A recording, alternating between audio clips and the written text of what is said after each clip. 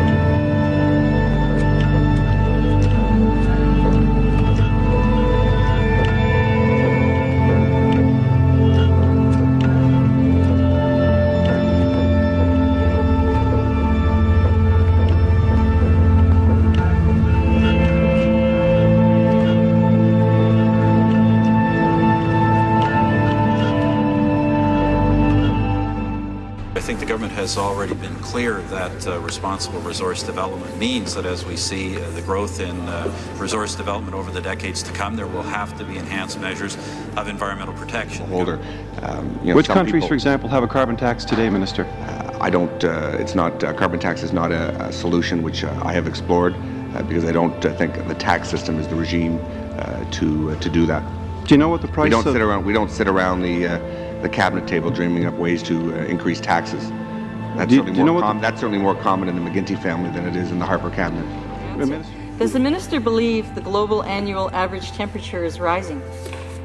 The Honourable Minister of Natural Resources.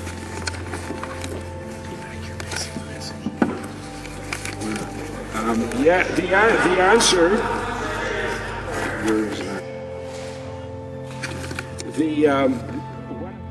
As Premier, I'm proud of Alberta's environmental record and our recent collaboration with the federal government on our joint environmental monitoring system. I'm fully committed to further enhancing the sustainable development of our resources.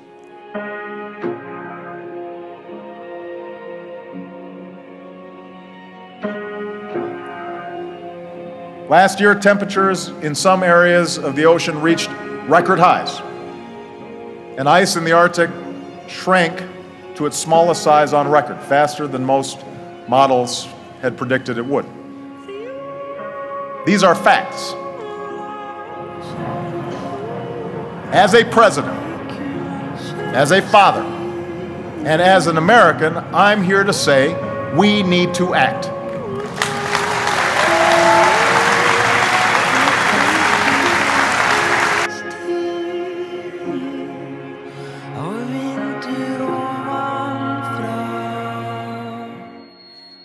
We, youth from the circumpolar north, realize that the world is facing a threat unlike anything ever experienced before in human history.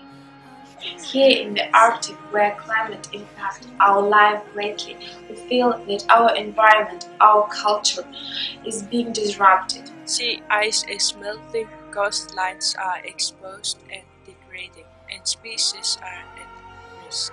Communities are being forced to give up land-based traditions and traditional knowledge is being lost. Indigenous peoples' ways of being continue to be threatened. Our ecosystems are disturbed. We are vulnerable.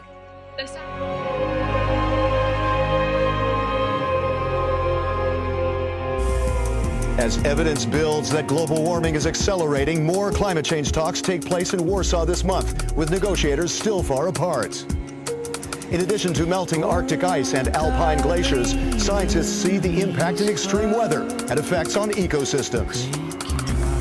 The talks called COP19 come after last year's round saw little progress on a green climate fund, aid from developed to developing countries.